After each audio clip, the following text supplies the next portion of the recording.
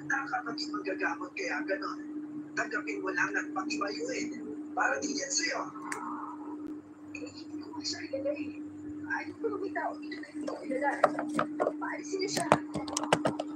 Ako, isa siyang bruha? Matandang bruha? Anong klase siya, Mikay? Asin ba siya?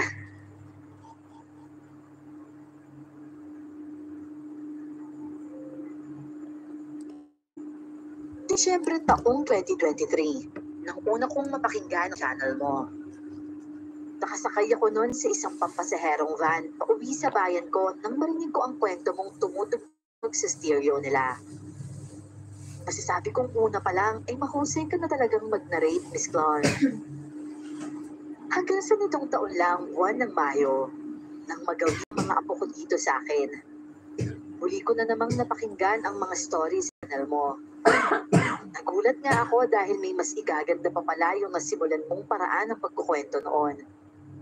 Simula nga noon, kinagiliwan ko na rin ang makinig sa iyong channel. Nag-request pa ako ng personal na cellphone sa mga apo ko para lang masubaybayan ka araw-araw.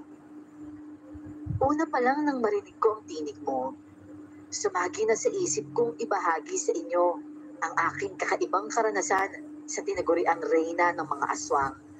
Noon pa itong taong 1970s. Hanggang sa pilitin na din ako ng aking mga apo na magkwento, habang sila naman ay nagtatype sa laptop. Tiwala ako na maibabahagi nila ito ng maayos sa inyo, Miss Clark. Itago nyo na lang po ako sa palayaw na Lola Chona.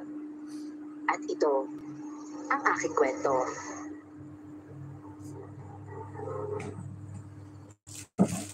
Bago ko po simulan ang istorya, huwag kalimutang mag-subscribe bilang suporta sa ating channel.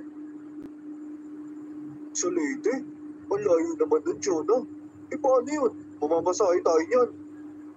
Kung gusto mo, lumangoy ka o maglakad ka, pwede naman eh. O kaya lipad ka. Lamang tama, pahatid ka dun sa nobya mo.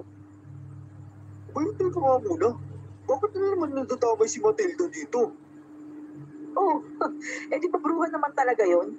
Malamang may walis tingting yun na kayang lumipad. Tignan mo to, oh.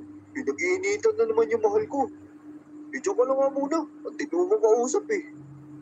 Bakit ba talaga namang maldita yun eh?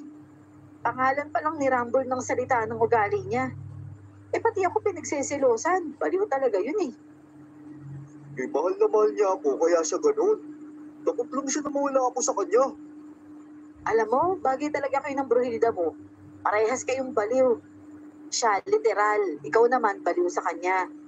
Saka, ako talaga yung mawala ka. Kanino pa siya gagatas? Sa'yo pa lang, panalo na siya.